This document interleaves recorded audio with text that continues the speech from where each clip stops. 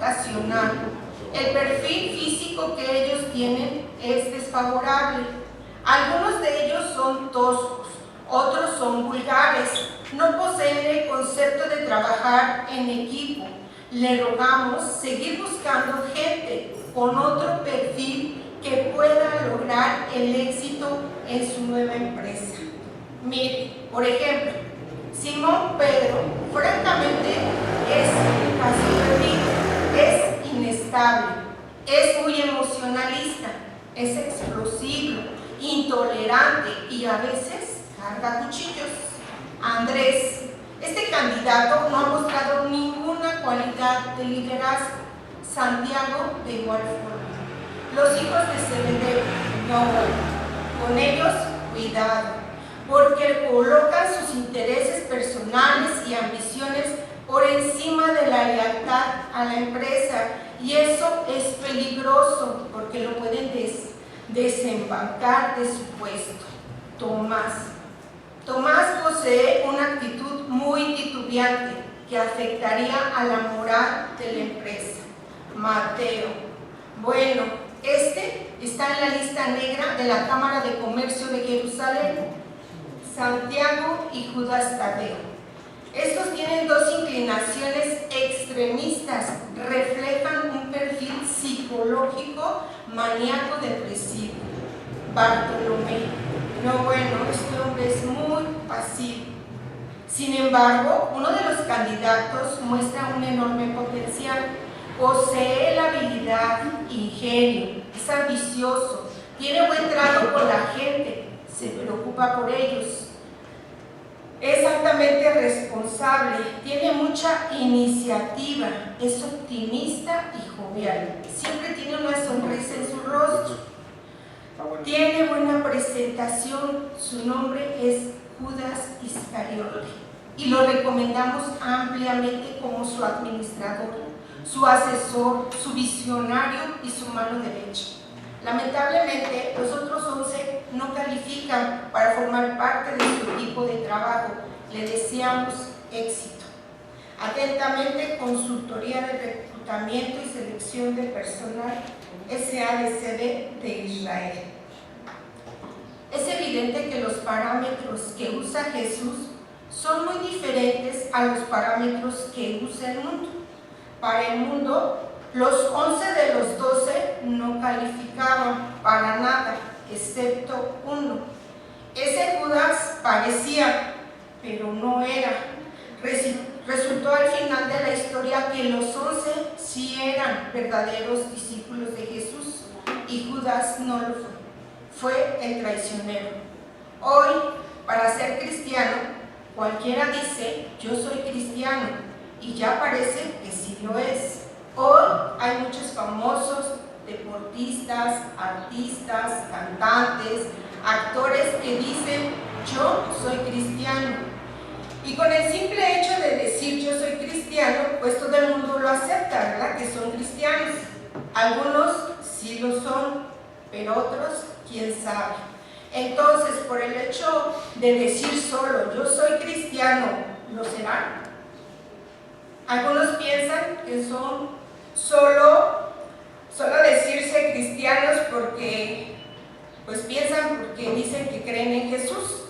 No importa que sigan haciendo las mismas cosas, no importa que sigan llamándose cristianos cuando realmente no lo son. Y aquí surge una pregunta para cada uno de ustedes. ¿Usted por qué cree que es cristiano? Sí, le pregunto a usted, ¿por qué cree que usted es cristiano? Y seguramente habrá muchos pensamientos al respecto, ¿sí? Y algunas de las respuestas que ustedes puedan estar pensando pueden ser las siguientes. Podrá decir, es que yo levanté la mano y pasé al altar. Eso le hace cristiano. Quizás otros dirán, es que yo hice la oración del pecador.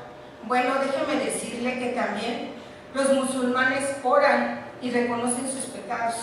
O quizás otros digan, yo acepté a Cristo, ¿sí? O bien otros quizás digan, es que oraron por mí, pero también los testigos de Jehová oran por otros. Quizás habrá quienes digan, yo soy cristiano porque asisto regularmente a la iglesia. O sea que el hábito hace al monje. Otros dirán, yo soy cristiano porque doy mis diezmos. Aquel fariseo también daba sus diezmos. Estas respuestas hacen creer a algunos que son cristianos, pero la pregunta realmente es, ¿esto es ser un verdadero discípulo? Levantar la mano, quizás muchos la han levantado. Ha habido muchos que aceptaron a Cristo, pero en realidad sus hechos dicen más de lo que ellos creen. Entonces, el discípulo verdadero, el verdadero cristiano, inicia con un arrepentimiento verdadero. Es decir, tú no puedes ser cristiano ni puedes ser un verdadero discípulo si no has tenido un genuino arrepentimiento.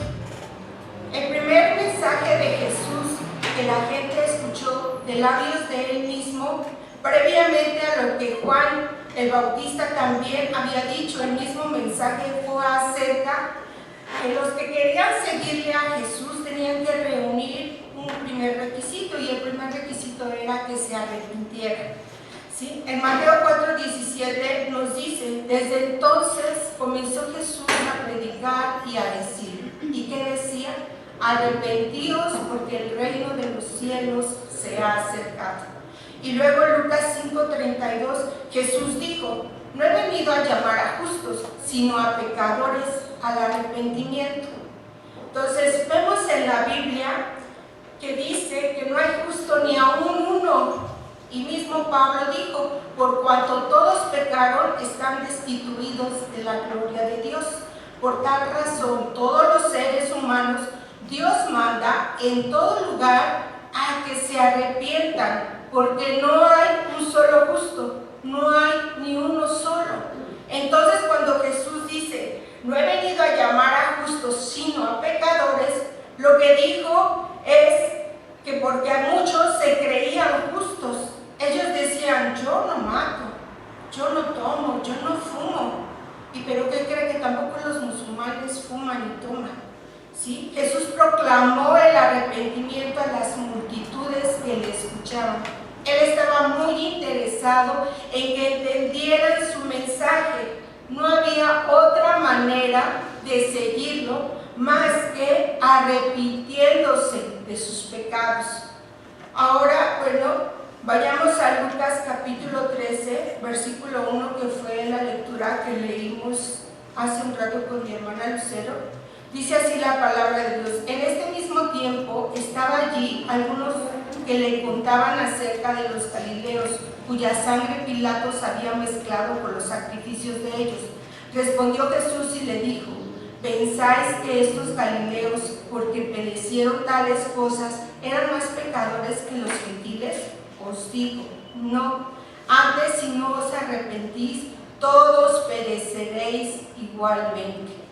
Bueno, lo que vemos aquí es que los judíos de aquel tiempo creían que cuando alguien sufría una tragedia o tenía algún problema, ellos decían que eran por causa de sus pecados. Luego continúa el versículo 4. O aquellos 18 sobre los cuales cayó la torre en Siloé y los mató, ¿pensáis que eran más culpables que todos los hombres que habitan en Jerusalén? A lo que Jesús responde en el versículo 5, os digo, no. Antes, si no os arrepentís, todos pereceréis igualmente. Entonces, este es el primer mensaje de Jesús. Y él continuó repitiendo, arrepentíos, arrepentíos, arrepiéntanse porque el reino de los cielos se ha acercado. Hoy el mensaje del arrepentimiento está fuera de moda. ¿Sí? Porque muchos predicadores ya no predican el arrepentimiento, ya no es muy popular hoy en día. Añádale que a la gente se cree que es justa. Sí, porque dice, yo no tengo de qué arrepentirme, yo estoy bien. Sí, dicen algunos, yo no mato, yo no bebo, yo no fumo. ¿Y usted cree que eso es ser un cristiano? ¿Usted cree que solo por eso se va a ir usted al cielo? Pues déjeme decirle que no. ¿Sí? Hoy se predica muy ligero acerca del arrepentimiento, por eso es necesario recuperarnos para cuando la gente escuche el Evangelio, que éste pueda tener un arrepentimiento genuino, un arrepentimiento sincero. La Biblia dice, y Pablo lo menciona, así que la fe viene por el oír. La fe es creer, y el creer viene por el oír, y el oír por la palabra de Dios.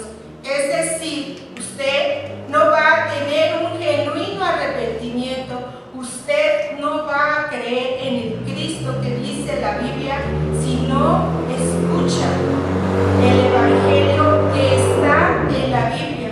Porque si usted no lo hace, usted va a creer quizás en otro Jesús, aquel que lo quiere hacer rico, aquel que le quiere librar de todos sus problemas, porque muchos enseñan esto y hacen un llamado de este tipo, así como decirles, Cristo te va a resolver todos los problemas que tienes hoy. ¿Cuántos saben que esto es una mentira?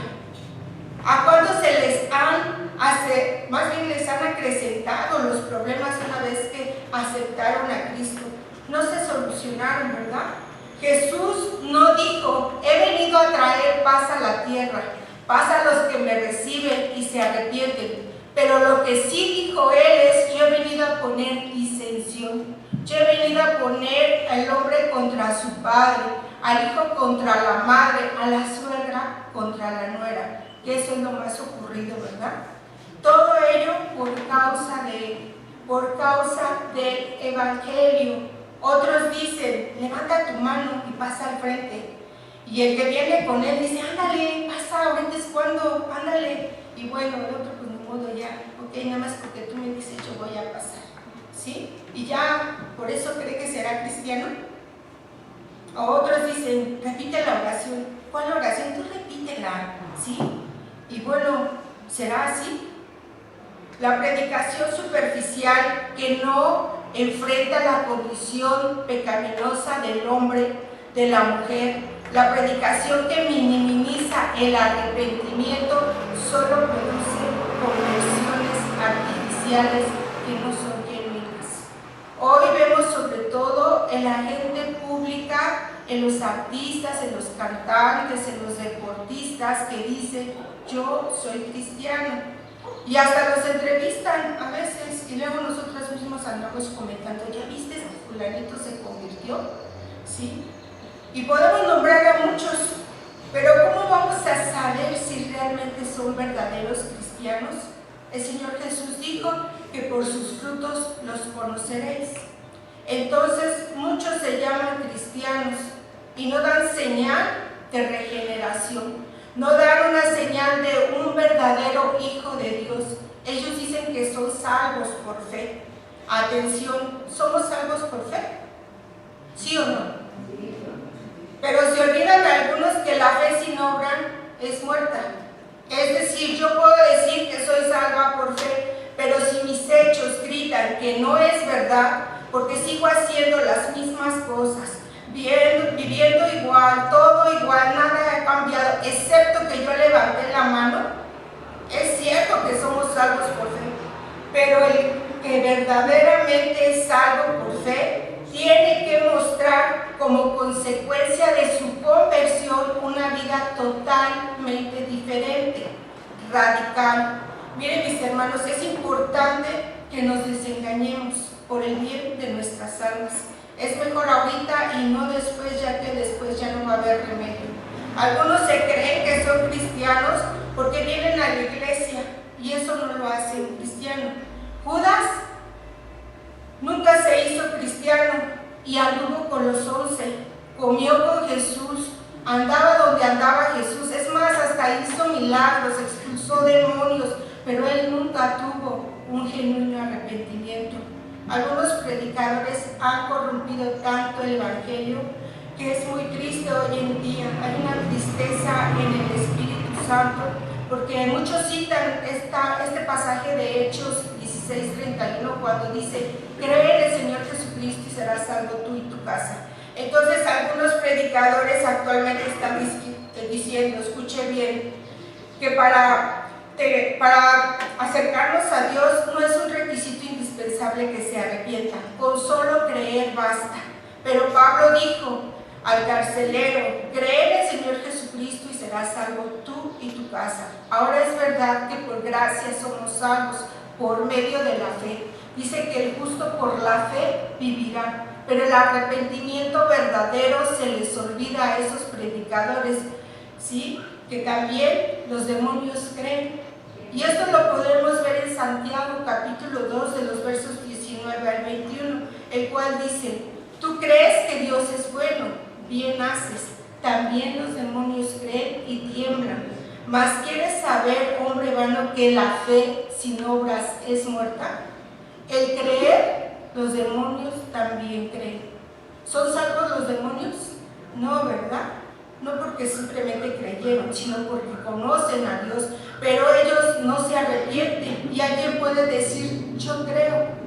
Porque si ahorita usted sale a la calle y a la primera persona que usted se encuentre le pregunta: ¿usted cree en Dios?, estoy casi seguro que le va a decir que sí, ¿sí? Entonces, tengamos cuidado. Santiago luego dice en el versículo 20: mas ¿quieres saber, hombre vano, que la fe sin obras es muerta?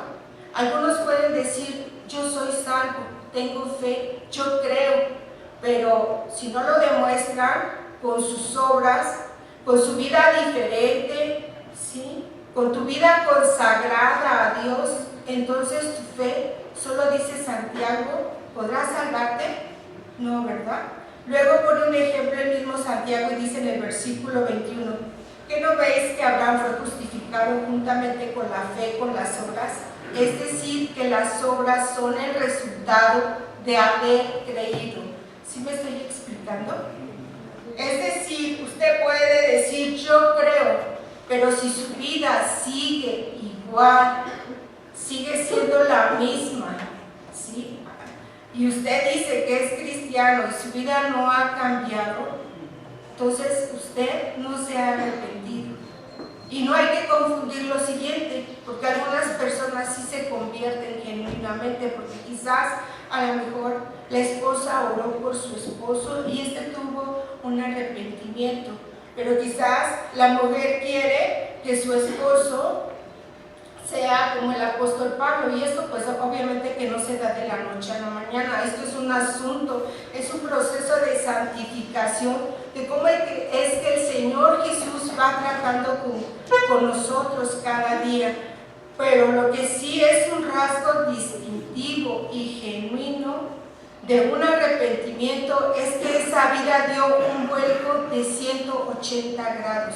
Algunos dicen que son de 360, pero no, ¿verdad? Porque el 360 es darle nada más la vuelta y llegar al mismo lugar, aunque algunos sí lo dan, ¿verdad?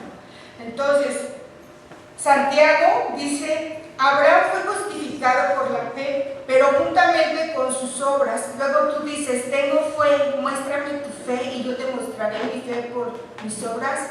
Entonces estamos llegando a una conclusión. Si usted dice que es verdadero discípulo de Jesús, tiene que demostrarlo de cómo usted está viviendo. Si usted sigue la misma vida de antes, con mentiras, robos, tranzas, adulterio, fornicación, entonces usted no es cristiano. Usted está como aquella ocasión de aquel personaje que dice la Biblia. No sé si han escuchado esta historia del rey Agripa, ¿sí? Este rey, pues obviamente, cuando Pablo fue arrestado, él tuvo un encuentro con este rey Agripa y Pablo le da testimonio a este rey Agripa cómo es que él fue transformado y cómo es que tuvo una conversación.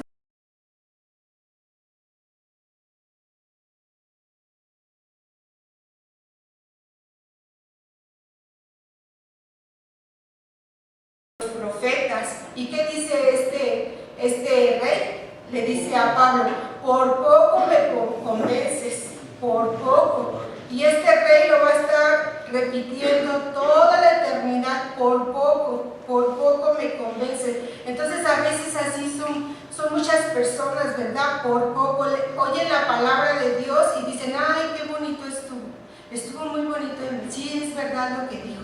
O bien escuchan las cartas, ay, sí, qué bonitos estuvieron.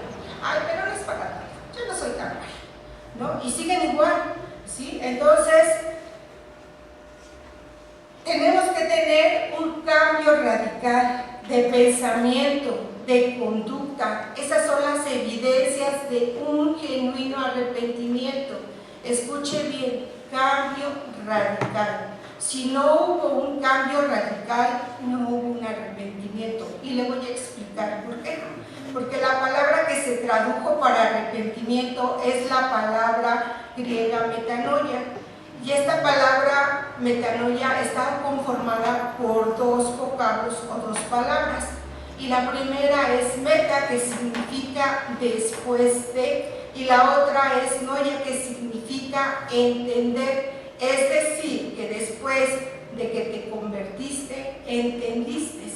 San Agustín, uno de los padres de la Iglesia, decía: yo creo para entender, no trato de entender para creer.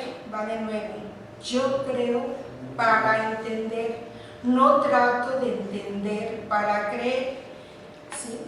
Y muchos quieren entender sin creer, y no es así, ¿sí? Porque la misma Biblia dice que el hombre natural no percibe las cosas que son espirituales, porque para él son locura. Entonces, el espiritual, el nacido de nuevo, el Hijo de Dios, dice que todas las cosas espirituales son reveladas por el Espíritu y las puede discernir y entender. Entonces, ¿qué es el verdadero arrepentimiento? Meta, después, noia, esto es entender. Y aquí está hablando entonces de un cambio de mente, porque después del arrepentimiento viene un entendimiento, viene un cambio de mente, un cambio de propósito, es decir, viene un cambio de manera de pensar y como consecuencia de vivir. Si no hay un cambio de modo de pensar con respecto a Dios y al pecado, usted sigue en lo mismo, usted no es cristiano, ¿sí? Usted es por un poco me persuades y un casi cristiano. Entonces han de estar pensando, me está haciendo dudar. Y qué bueno, porque el que duda es que no está seguro de algo. ¿Cuántos están seguros de su salvación? Amén. Amén. Qué bueno, hermanos, qué bueno. Entonces, rechazar el pecado, repudiar la antigua forma de vivir, acudir a Dios para que Él le siga santificando y le siga transformando, son las evidencias del arrepentimiento. Un cambio de sus propósitos, de sus planes, de sus creencias y de su conducta. Jesús le preguntó a sus discípulos: ¿quién dice que soy yo? A lo cual los discípulos pues le contestaron: unos dicen que tú eres Elías, otros dicen que eres Juan el Bautista, otros dicen que eres aquel. Pero a Jesús le interesaba saber qué pensaban sus discípulos, a lo cual Pedro le contesta: tú eres el Cristo, el Hijo de Dios viviente. Y le contesta Jesús: bienaventurado Pedro, porque no te lo reveló nadie, sino mi Padre que está en los cielos. Entonces, ¿qué es el arrepentimiento? Es un cambio de tus propósitos, de tus planes, de tus creencias y de tu conducta. Y escucha entonces lo que dice Primera de Tesalonicenses 1:9, y aquí está la prueba de lo que le estoy comentando. Dice así este pasaje: porque ellos mismos cuentan de nosotros la manera en que nos recibisteis y cómo os convertisteis de los ídolos a Dios para servir a Dios vivo y verdadero. Y quiero que note que allí en este versículo están tres elementos del arrepentimiento genuino y verdadero. Y el primer elemento lo podemos ver, ¿sí?, en este versículo que dice que se volvieron a Dios, se convirtieron de los ídolos a Dios. Este es el primer primer elemento, ¿sí? Se acercaron a Dios, se convirtieron a Dios, se volvieron a Dios. El segundo elemento es que se apartaron del pecado. Dice, se convirtieron a Dios y dejaron los ídolos. Es decir, dieron un giro de 180 grados, pues ya no adoraban a los ídolos que antes adoraban, a los ídolos que tenían ojos pero no ven, tienen manos pero no tocan, tienen oídos pero no escuchan, tienen pies pero no caminan. Tú los tienes que llevar cargando. El de nosotros no. El de nosotros nos carga, nosotros nos ayuda, nos guarda, nos bendice. Entonces, si hay algo que Dios aborrece es la idolatría, porque de ahí se deriva todo. ¿Y qué es la idolatría? La idolatría es tener una cosa o a otra persona en el lugar de Dios verdadero. Y la verdadera conversión, entonces, ¿qué hace? Dejar los ídolos, dejar la vida pecadora, dejar todo aquello que ofende a Dios. Y entonces aquí están estos dos elementos. Y el tercero dice, es servir al Dios vivo.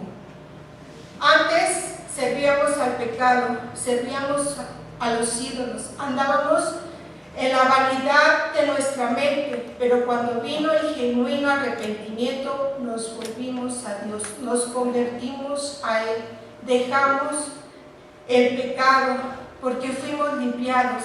¿Se acuerdan cuando la mujer adúltera la trajeron a los pies de Jesús y que la querían apedrear? ¿Sí? Él se dirige a ella y le dice, yo no te condeno tampoco, vete y sigue igual. No, ¿verdad? Le dijo, vete y no peques más.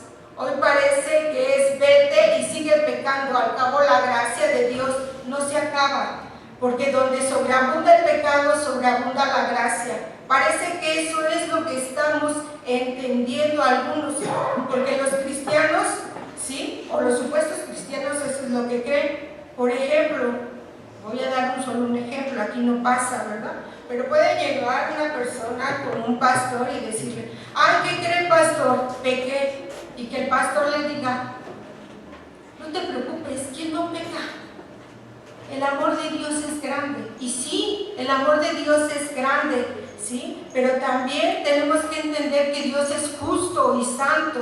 Y dice la palabra de Dios que horrenda cosa es caer en manos de Dios vivo. Pablo habla siempre de la bondad de Dios, pero también de la severidad de Dios, ¿sí? Porque dice la palabra de Dios que Dios a quien ama disciplina y azota a aquel que toma por hijo. Entonces, si usted no es disciplinado, tenga cuidado, porque la misma palabra dice que este es un bastardo. Entonces aquí vemos los tres elementos, ¿sí? Del verdadero y el genuino arrepentimiento. Se volvieron a Dios, se apartaron del pecado y número 3, se convirtieron y sirvieron a Dios. Entonces, note un cambio de mente, por lo tanto, un cambio de conducta inequívoca. Así fueron todas las experiencias de todos los hombres en la Biblia. Y los que no se convirtieron, pues obviamente nunca dieron frutos de arrepentimiento. Los que sí se arrepintieron, sí dieron frutos de arrepentimiento. Ahora le pregunto a usted, ¿estos tres elementos son reales en su vida? ¿Su vida los evidencia? Porque el arrepentimiento es mucho más que limitarse a reconocer que se ha obrado mal. Es un cambio de manera de pensar y en el corazón que se brinda una nueva perspectiva de Dios, de uno mismo y del mundo. Por lo tanto, el arrepentimiento abre la puerta para que ocurra una verdadera conversión en la vida de una persona. Y para concluir, déjenme nuevamente pues hacerle pensar a usted y llévese esta pregunta de tarea y platique usted con Dios. ¿Realmente usted ha tenido un genuino arrepentimiento? Y contéstese, sea sincero con Dios, ¿sí? Sea sincero con Él y realmente usted evalúe si su vida realmente evidencia ese arrepentimiento. Porque es necesario que la iglesia continúe anunciando el arrepentimiento para perdón de pecados, porque solamente el verdadero arrepentimiento conducirá a la conversión genuina. Es estar bien con Dios, es estar bien delante de Dios, pero también recuerde que a través de su vida y de mi vida, nosotros podemos ser usados por Dios. Recuerde que también es uno más para Cristo. Hermanos, no ha terminado aquí, continuaré, pero entre tanto tiene usted una tarea. Que Dios me la bendiga. Buenas tardes.